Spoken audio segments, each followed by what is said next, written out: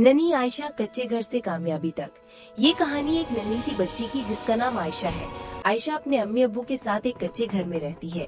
घर छोटा है, दीवारें मिट्टी की हैं, लेकिन इस घर में मोहब्बत, सब्र और ईमान बहुत बड़ा है। आयशा के अब्बू मजदूरी करते हैं और अम्मी घरों में काम करके गुजारा करती हैं। वो बहुत गरीब हैं, मगर कभी किसी से शिकवा नहीं करते। हर रोज फजर की अजान पर आयशा सबसे पहले उठती है। वो वजू करती है और अपने अम्मी अब्बू के साथ खामोशी से नमाज पढ़ती है। नमाज के बाद आयशा हाथ उठाकर दुआ करती है, या अल्लाह मेरे अम्मी अब्बू को सेहत देना और मुझे अच्छा इंसान बनाना। नमाज के बाद आयशा अपनी अम्मी के साथ सादा सा नाश्ता बनाती है, कभी रोटी कभी चाय, लेकिन दिल में शुक्र होता है। आयशा कहती है, अम्मी मैं बड़ी होकर आप दोनों का ख्याल रखूंगी। फिर आयशा अपना पुराना सा बस्ता उठाती है और पैदल स्कूल जाती है।